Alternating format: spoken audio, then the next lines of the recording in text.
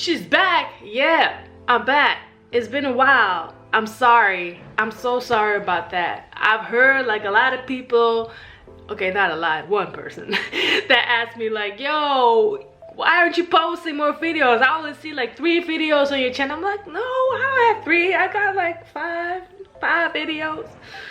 Okay, give me some credit.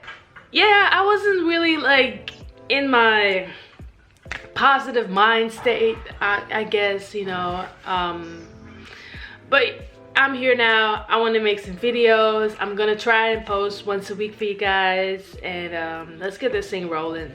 Today I want to talk about diet versus training, which is better. Okay, now you've heard that they say it's like 70% diet, 30% training. Some say 50% diet, 50, some say 100% diet, 100% training, which I agree with, by the way. But let me give you the rundown. Okay, so let's say you're training, you're working out, doing the cardio and stuff, you know, weightlifting, damn, oh, it's heavy. 2 weeks later, 4 weeks later, 6 weeks later, you look at yourself in the mirror and you don't really see a lot of progress. Now that is your nutrition. That is not your training. I was there when I started out working out. I was in the gym 6 times a day. I didn't see any result. Well, I did see results in muscle gain. I saw muscle gain, but I didn't really see any type of body recomposition. I didn't see any weight loss. I didn't see any fat loss. I was like, what's going on? You know, I'm putting all this work. Come on now, universe. The thing is that I was tracking macros at the time. I'm tracking macros again, by the way, but I didn't really stick to my diet. I'm gonna be honest. I didn't know, you know, like the ratios of macros. I didn't really know anything about nutrition, to be honest. You know, the trainer that I was with at the time, she was really open and honest with me. She said, you know, I can help you building, you know, basic strength. I can help you with some techniques and help you on your way of becoming, you know, like this whole new sexy person that you want to be. But gotta be honest with you, I don't know a lot about sports nutrition, and I know that you want to get into the fitness, you know, the bikini fitness lifestyle and that, but I don't know a lot about it.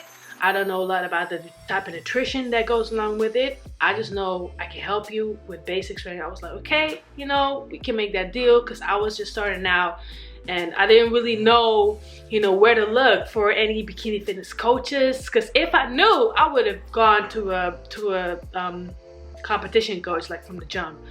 But and I would have been making progress way faster and sooner. Anyway, but what it comes down to is that I didn't really know what to eat. And nutrition is a huge part of your progress. Yeah, nutrition kind of beats training a little bit. Not to say that training, that it doesn't matter how you train, because you need a good training program. Make sure that your coach knows what he or she is doing, okay? But you do, I would say that nutrition does way more. The reason behind it is you have your basal metabolic rate. You have like your totally energy expenditure, right? So what you burn in a day. So those amount of calories that you burn every day, it comprises of your basal metabolic rate, which is your just you being alive without even doing any type of physical activity, not even walking, just you laying around on the couch all day. Like, that is your basal metabolic rate. Mine is around 1535. So on top of that, you have your physical activity level. So that's like how active you are during the day. If you have like a sedentary job, or you're a waitress, you know, you're walking around all day, that is like your physical activity level. Do you bike to work, or do you take a car? Like, you know, how active are you in a day? That comes on top of your basal metabolic rate, and on top of that you have your thermal effect of food. So that is basically the quality of your food. See, the more processed your food is, the less your body has to do to process it, because it's already processed. But the less processed your food is, the more your body has to work to process it. So that means that the less processed foods that you eat, the more calories you will burn. Even though if they're the same amount of calories, because let's say the unprocessed group is already has not been processed, your body needs to work harder to process that. But because your hamburger has already been processed, you know, a pizza, it's been processed, so your body doesn't need to do that much to process that food. Even though if it's the same amount of calories, you will burn more by eating unprocessed foods, which is why clean foods or a clean diet is better for weight loss, better for fat. Actually, it's better for everything. But try to limit the amount of processed foods that you eat. Now, on top of that, you have your training. So that is like how much do you train a day? Like I train about an hour, and that is including warm up. Cooling down, I stretch like extensively. I stretch like at least like 20 minutes, half hour.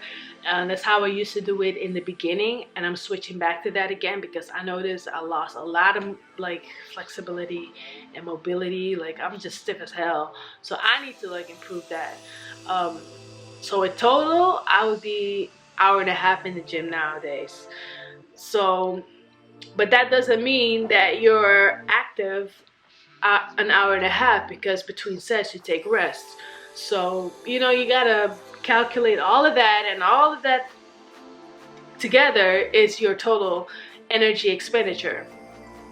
So that's why, you know, you can't just go on a random website and just type in your length, your height, and your weight and get your calories, because it doesn't really work like that. So okay, you got the total energy expenditure, right? Your training and all of that, your training, your food, your thermal effective food is about 30% of your total expenditure, and your BMR, so your basic metabolic rate, which is you just being alive, laying on the couch doing nothing, that is 70%. So 70% of you just being alive, that is, you burn 70% of your calories by just being alive and not even being active. So that is why food weighs way more than training does. You really need to pay good attention to your food. That will determine your fat loss. Eat lots of fiber, lots. Fiber is gonna help you lose weight.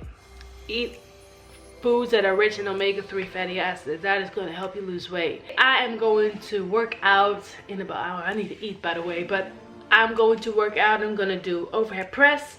I'm going to do some deadlifts. So yeah, I will get you guys later. I'm going to work out. I'm going to eat and then work out. And I will see you guys another time. Peace to all my brothers and my sisters in iron. That's how I'm going to call you guys right now. My brothers and sisters in iron. Love you.